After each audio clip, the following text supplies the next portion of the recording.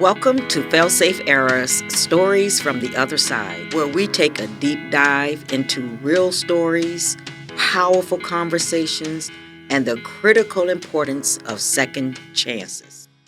Here's a reality check. Over 90% of people currently incarcerated are coming home. The question is, what are you doing about it? Join us as we challenge perceptions, as we spark dialogue, as we inspire action. Because at FailSafe-ERA, everyone deserves a second chance and the opportunity to rewrite their story. And it starts with us. Greetings and welcome to Stories from the Other Side. This is Juanita Shanks, CEO and founder of FailSafe-ERA, and today I have with me, joining me, an amazing young man, Mr. FailSafe-ERA, state organizer with Reform Alliance, founder and CEO of Sankofa Academy and consultant. FailSafe-ERA, that is a mouthful. Welcome, and thank you for joining me. Thank you. I appreciate you inviting me. Absolutely. What is so wonderful about today, we met Second Chance Month. Second Chance Month is coming to an end. This is an opportunity where we have a time when we get to share with the communities, our clients, our families, our friends about second chances, the importance of second chances, in some cases 3 and 4 chances, right? And so thank you for taking the time out and ending Second Chance with us here at FailSafe-ERA. So I really appreciate it. Let's talk about FailSafe-ERA. Who are you, FailSafe-ERA? As you said, I am the state organizer for Reform Alliance, which is a policy organization that mainly focuses on policies surrounding probation and parole and reentry issues for individuals returning home from long-term incarceration or prior to their incarceration. So if they're on probation and haven't actually been sentenced to jail time or prison time, we are working on laws that help these individuals specifically acclimate themselves back into society or become more productive citizens. Okay. And then CEO and founder of Sankofa Consulting, which is an organization that focuses on having preventative measures through education. So prevention through education, which is one of our first programs through Sankofa, is called CASE, Creating a Safer Environment. We just had our first cohort. Myself, Wonderful. Shiva Williams, and Angel De Jesus. We facilitated this, so we're focusing on building mentorship and getting into either the jails, detention centers, prisons, the youth centers, and all that, and making sure that we're meeting these kids where they are. Absolutely wonderful and so needed. So very needed. They're becoming a forgotten group of people or citizens in our community. We have to save our youth. It was so interesting. I participated in a graduation at the Juvenile Detention Center yesterday where we introduced Toastmasters to the youth at the Juvenile Detention Center. And these youth named their own Toastmasters Club. You can't imagine what they call it.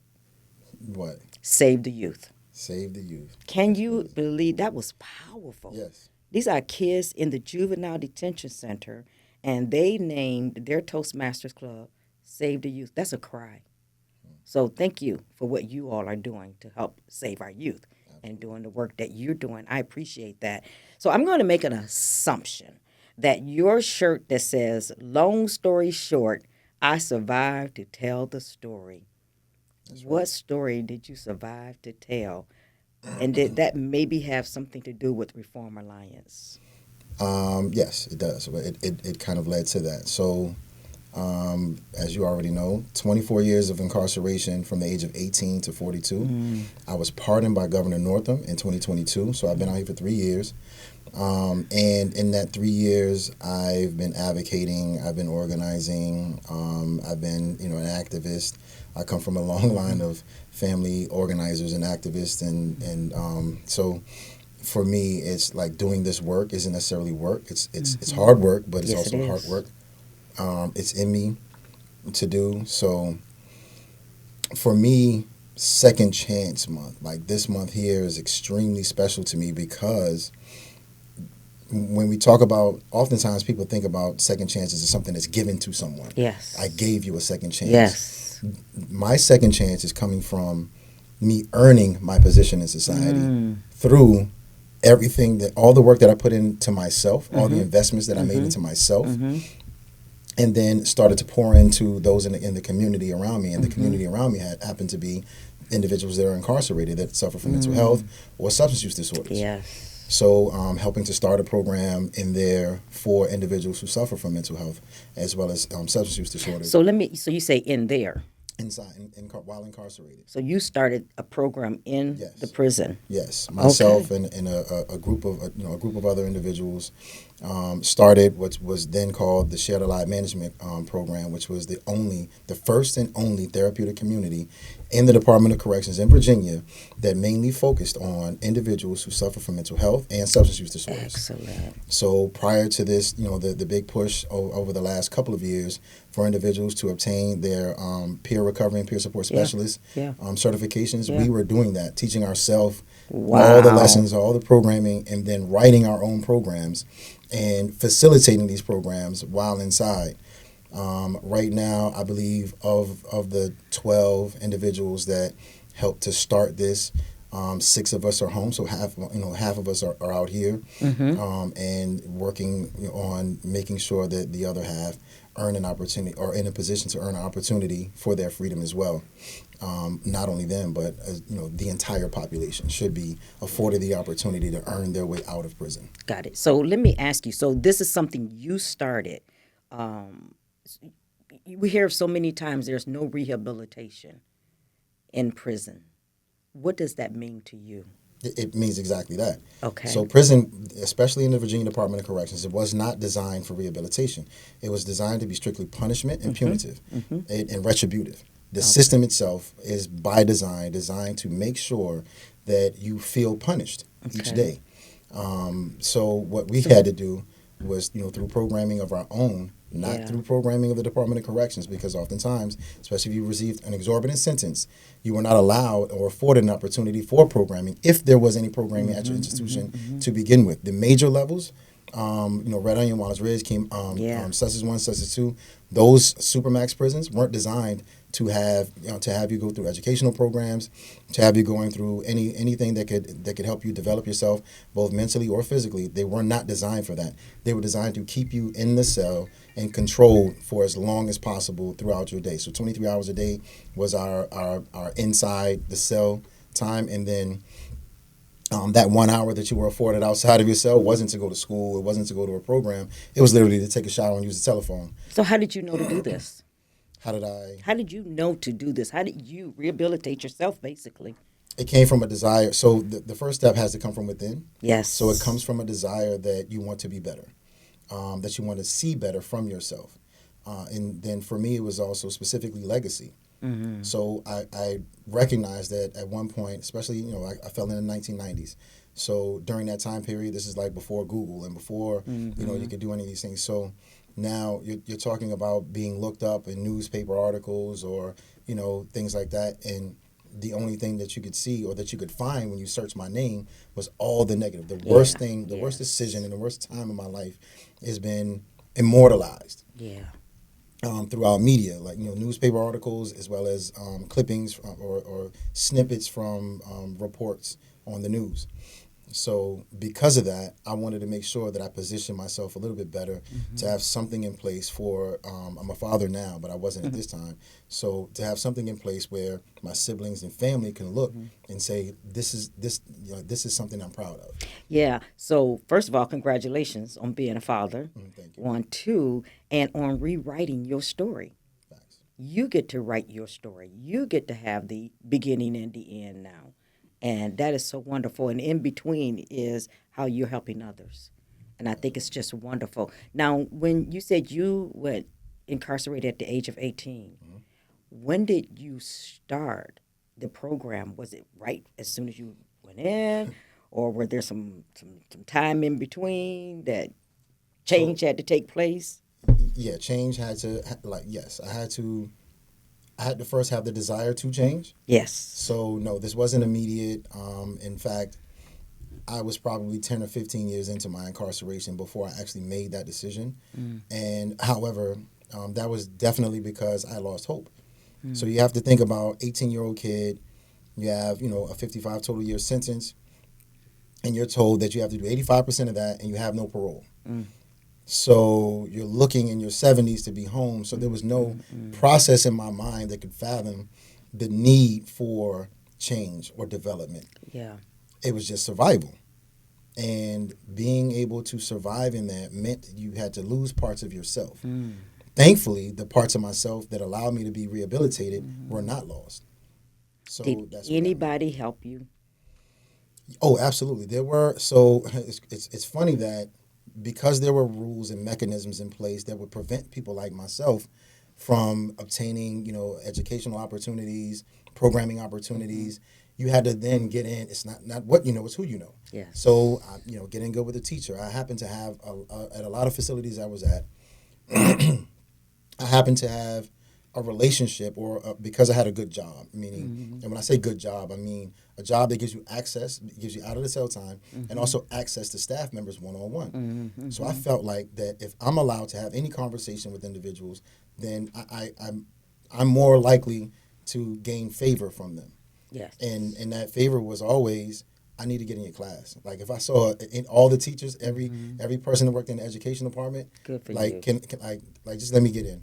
I don't even have to receive credit for it. Just let me in. And some of them were like, all right, like we have a full class, but yeah, come, I'll write you a pass. You can come in and you can sit in and take the class. And then after that, but once I'm in there, I make my position known. And from every single time that I was afforded an opportunity, I took full advantage of it. And after which, they always asked me to be a facilitator.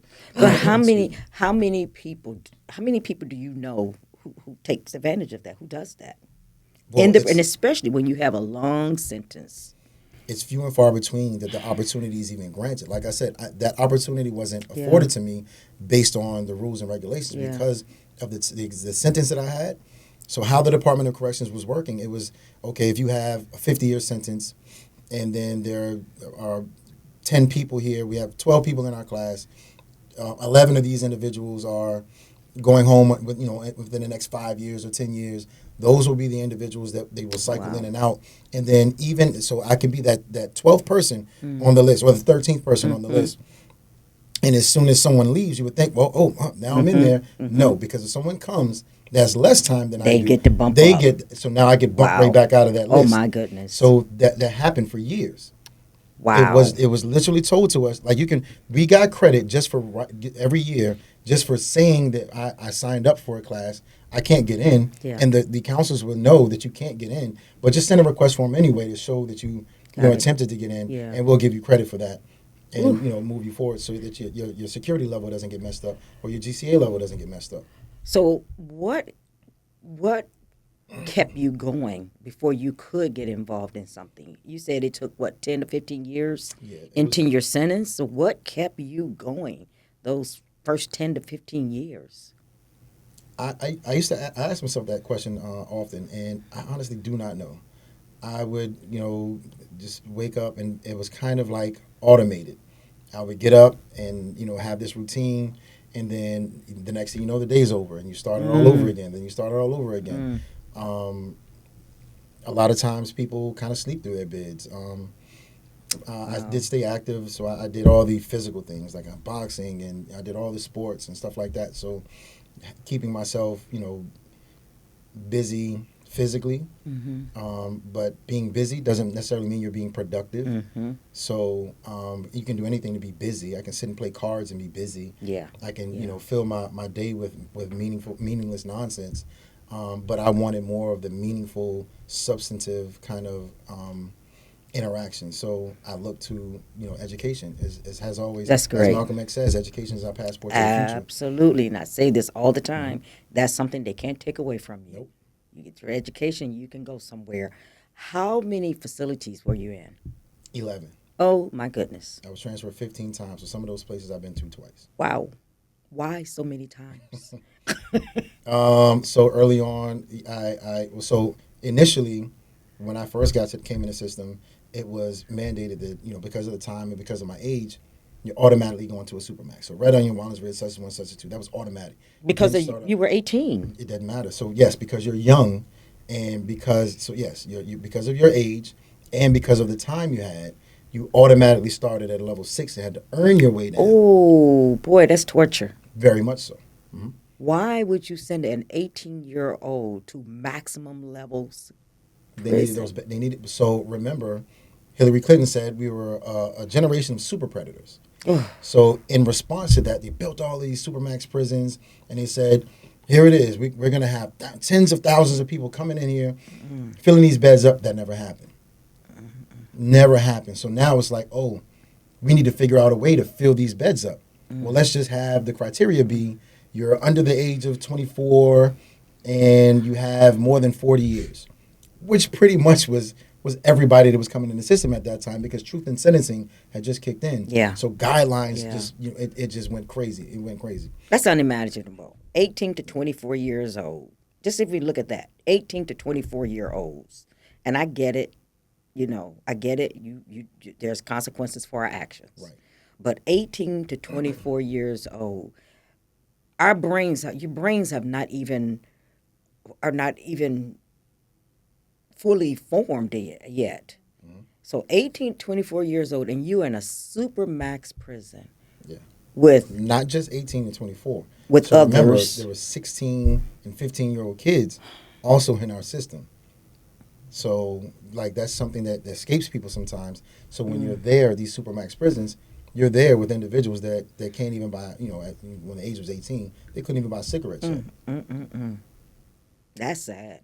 Very. That is sad. And then, on top of all of that, no rehabilitation for them. None. Was not designed for that. It was only designed for control and punishment. Wow. So let me ask you this question. What would you say are some needed changes for our justice system? That's a loaded question. I'd say, honestly, we'd have to start with the narrative of the narrative and philosophy of what prison is supposed to be for. Yeah. Because as I said, right now we have a system that is strictly punitive and retributive, not restorative. So getting to a place where our system and our mindsets and philosophies around incarceration is restorative, then we can start to address things at a base level. So sometimes we don't look at anything prior to incarceration. You're looking at what happens when an individual commits a crime, goes through the court process and all that. You're not looking at the structure in the community and the family, the health of the individual, both mentally and physically. These are a lot of things are at play. Yeah. So the system itself doesn't necessarily start in prison. The system itself begins long before an individual sees a police officer. Absolutely. I'm glad you said that. It doesn't end just because that person's out of prison. Yes. Because supervision sometimes can be just as bad Yeah. as prison, with 46,000 collateral consequences that are attached to an individual that has a felony on their record.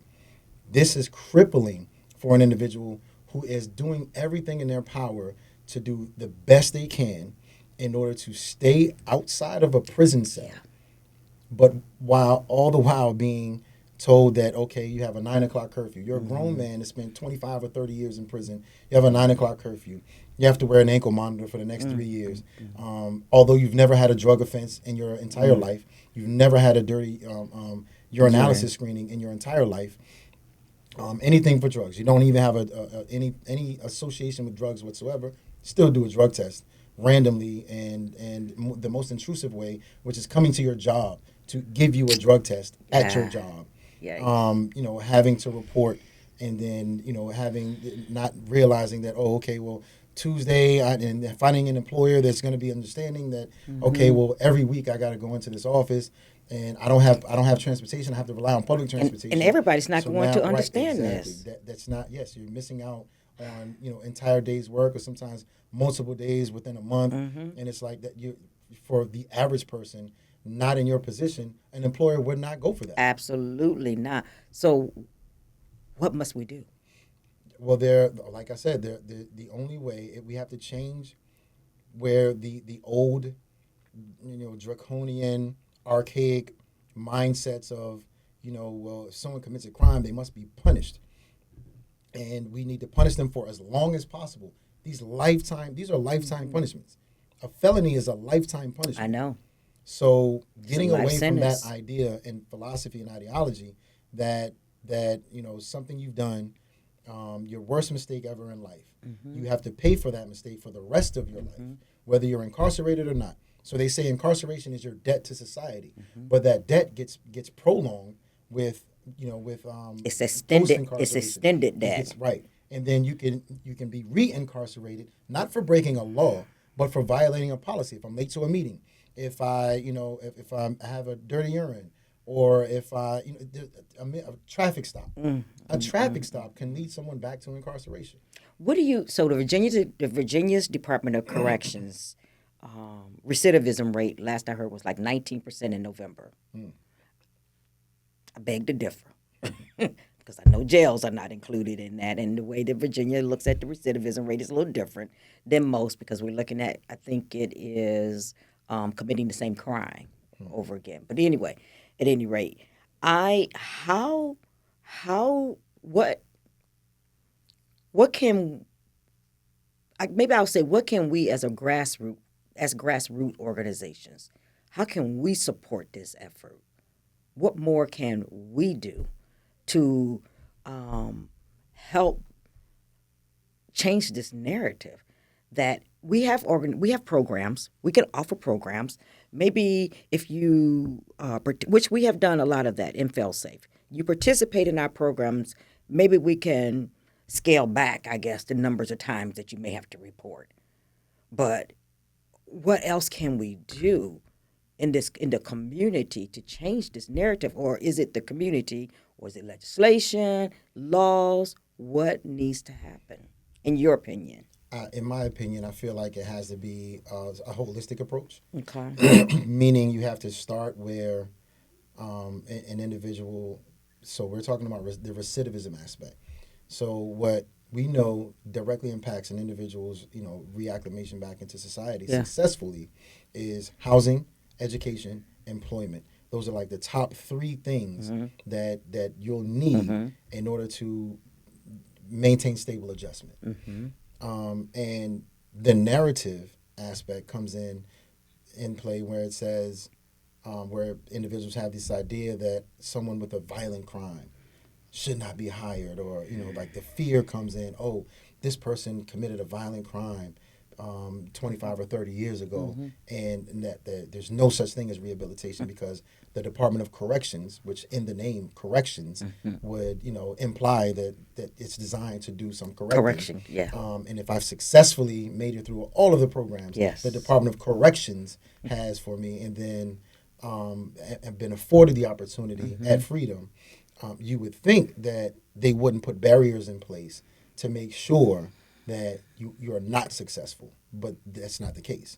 So what has to happen is the evidence has to be in the success of individuals like myself who do have a violent crime out here in society doing the work that most people who have never committed a crime will not do and cannot do. My lived experience is my degree. So me having a master's degree, a doctorate, or even in this work is my lived experience. So a master's in lived experience. Yes. So proving the societal kind of stigma wrong.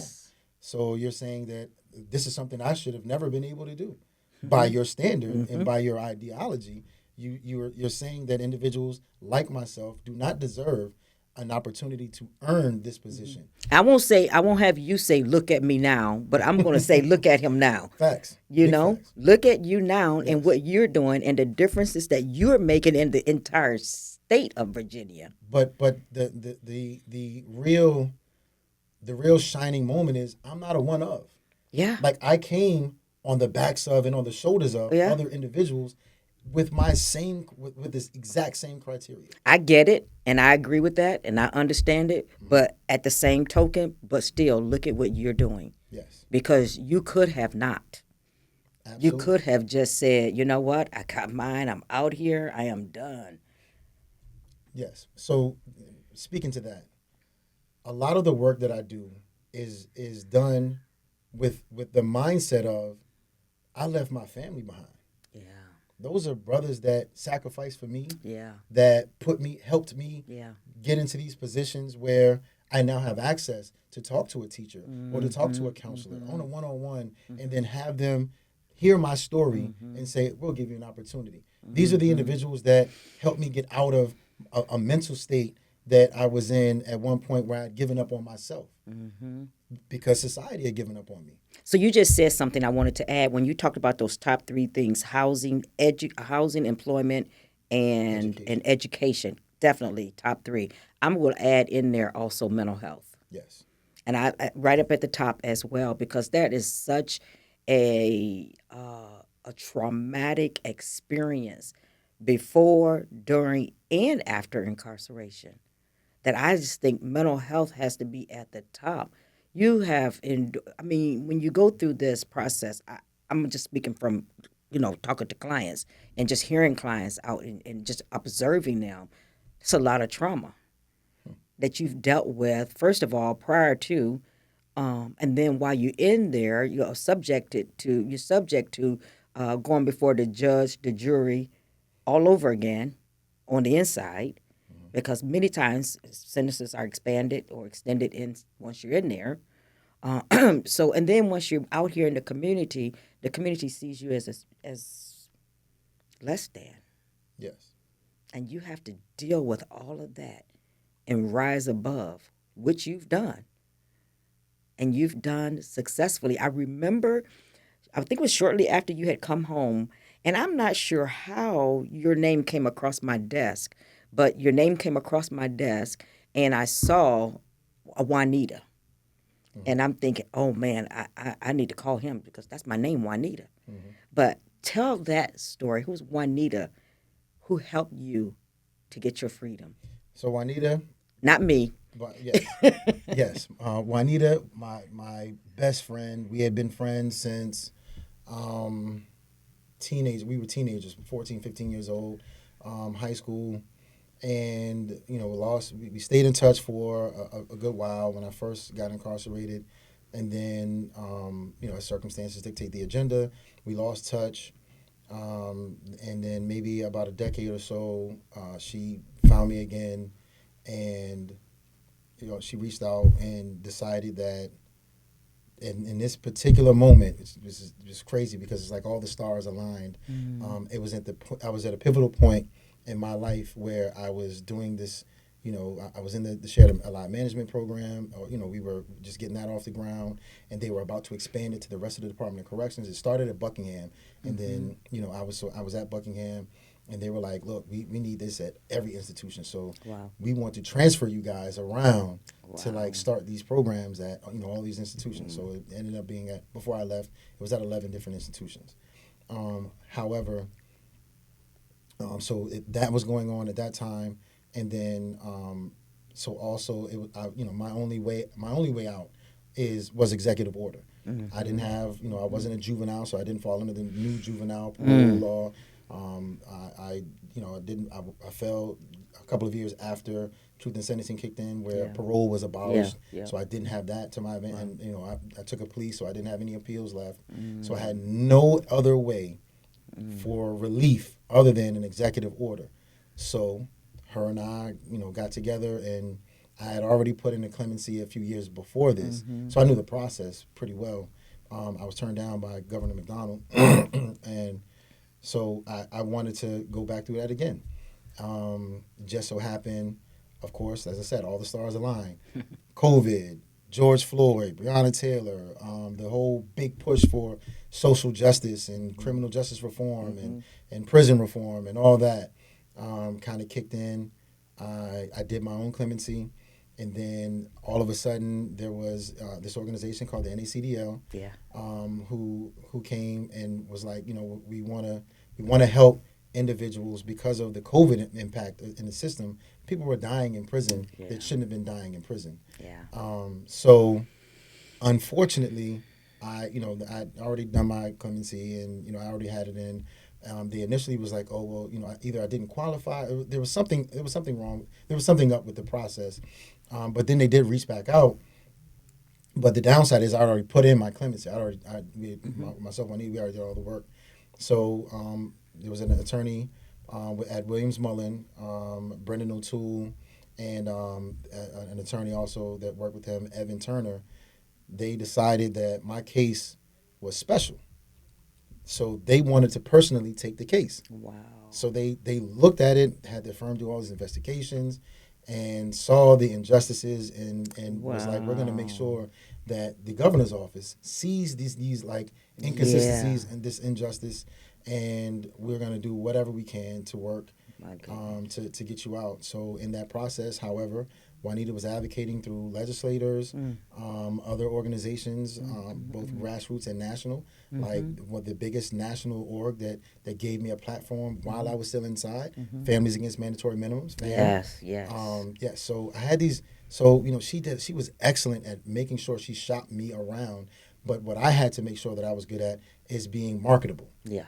I had to make sure that my record stayed clean, that I stayed clean, that I was doing every and anything possible. I was creating new avenues while I was inside. So I make sure that I maintained the individual that I was already, and that allowed legislators to jump on board with pushing to the governor's office that the Secretary of the Commonwealth, like all these individuals who I would have never thought would be advocates in the way that they were. And they came through. Yeah, thankfully, as a result of all the legwork and mind you, Juanita's not from Virginia. She's from Massachusetts, from Boston as well. Wow.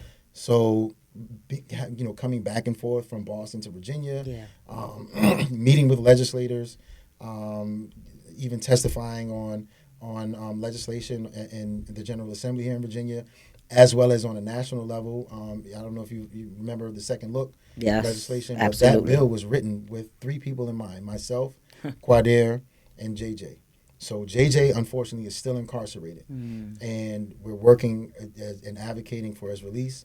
But Quadair has since he's been home for about a year now, and I've been out for 3.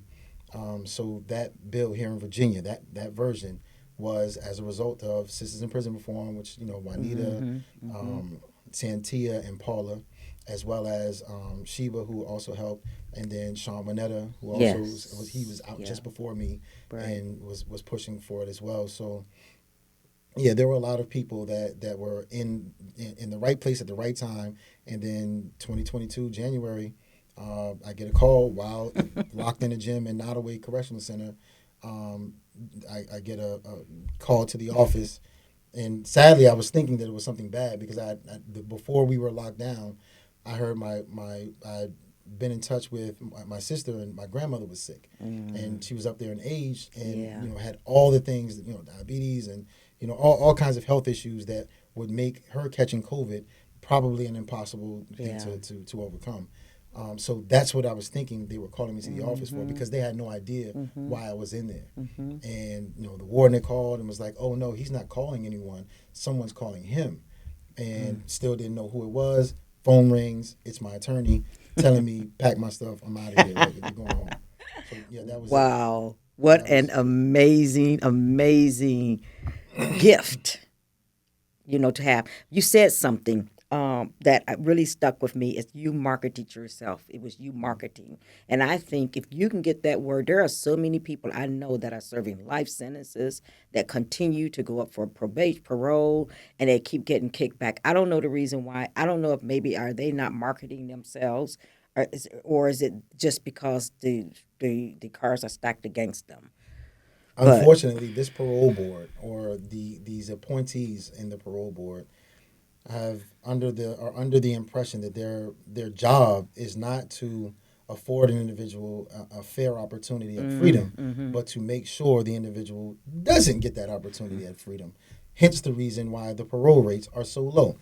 It's inexcusable. There's no reason why we should have one person out of the thousands or the hundreds that go up for parole.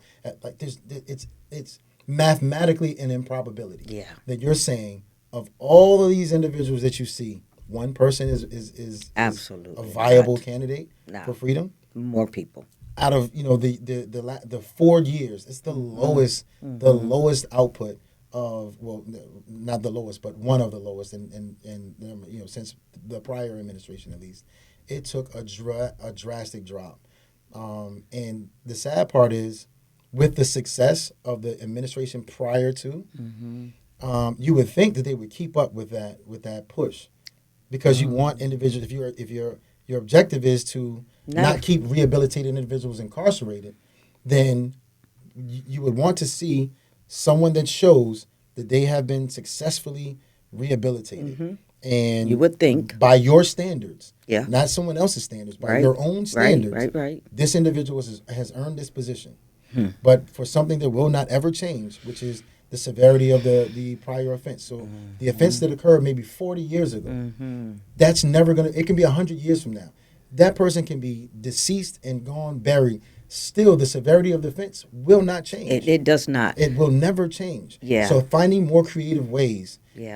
to punish you for the action that you did means that essentially you're almost going back to court every year, or every time you go off for parole, you're being resentenced to another year of incarceration. And you happen to have that setback again, even in your Yes. mind. You get your family excited. Yeah. You have all the resources available Yeah. for you, housing, employment. You have maybe a church that's To be backing told you, no. an entire community, and then be told no, only because they feel like, they, being the parole board, feel like you haven't either done enough time or you haven't been punished enough. Have you thought about running for office? No. I have not. No? No. Well, you can make some change. I feel like I can do that better with my boots on the ground. Okay. In the midst of the people. I'd rather be there, and I allow the lawmakers to do what they do. I understand, though. I feel like my skill set is in the people. I do get it. I understand. I wouldn't run either, but just a thought. I just want to wrap this up by just asking you to share with our listeners the change in you, and what I mean by that is, how did the incarceration impact you, if it did, in such a way that you were not or cannot move forward? Because that's what happens a lot of times. Like you said, felony is a life sentence. Is it truly a life sentence for you? Yes. So, for me, no matter what, that F on my report card stands. So, incarceration did two things. Oftentimes, people feel like incarceration changes you. It does not. Incarceration reveals you to who you truly are. So it brings things out of you because it strips you of everything. And it brings things out of you that you naturally probably would have never tapped into.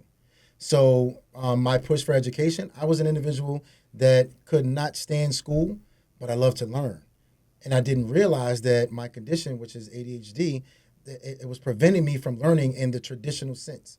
So I'm more of I need to be hands-on. I need to see it. I need to read it. I need to feel it. And I need to be in it, a part of it, which isn't something that a regular school curriculum gives you. So being an individual who is autodidact, I taught myself. A lot of the things that I've learned and that have stuck with me have been things that I taught myself. Being incarcerated takes away your hope and it takes away your help. So the two things that individuals normally would rely on in society, when you're down and out, you rely on someone to say, I'm here for you, I can help you, I'm going to do this. While you're down and out, while you're incarcerated, that's stripped away from you. That's taken away from you, because those individuals that are there are only there to maintain control and punishment. That's it. That was all they were there for. Mind you, as it's changed over the years, somewhat, but still the people have changed, but the philosophy and ideology of the Department of Corrections has not changed at all. The language isn't even changed. Calling people, using non-people first language, offender, inmate, these things don't change. What you have to do is rise above the circumstance. As an individual, you have to make it your duty to control your own destiny. Regardless of whatever may be happening while incarcerated, you have to maintain the vision and the focus to say, I'm not going to allow myself to fall victim to this. Instead, I'm going to write my own story. I'm going to write my own history. And each day, wake up with that in mind. And how you do it is totally up to you. There are a lot of things you're not in control of while incarcerated.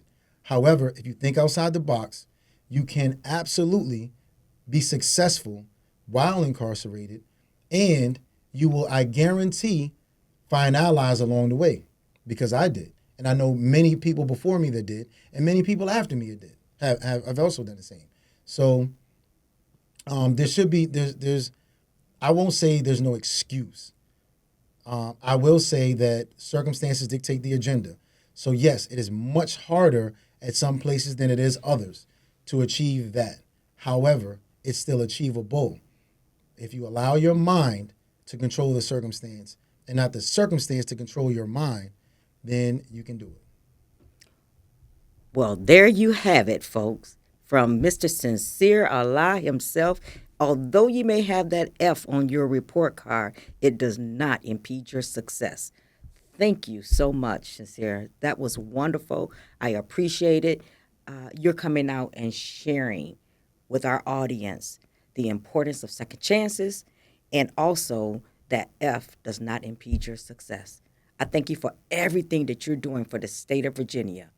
You're making an impact, and I am so grateful to you for that. So thank you again for joining us on Stories from the Other Side. Until the next time, be the change that you want to see. Goodbye. Thanks for listening to Stories from the Other Side. Change does not happen by chance. It happens because we make it happen. Second chances aren't just about those coming home. They're about the future of our communities. Get involved, speak up, take action.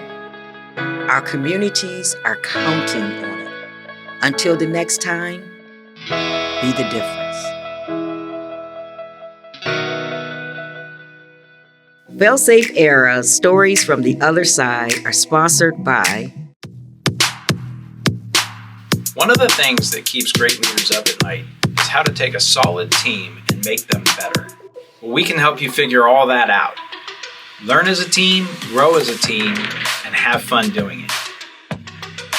At Blue Stallion Solutions, we meet you where you're at and we take you where you want to go. Blue Stallion Solutions isn't just a company, it's a movement. Ride with us today.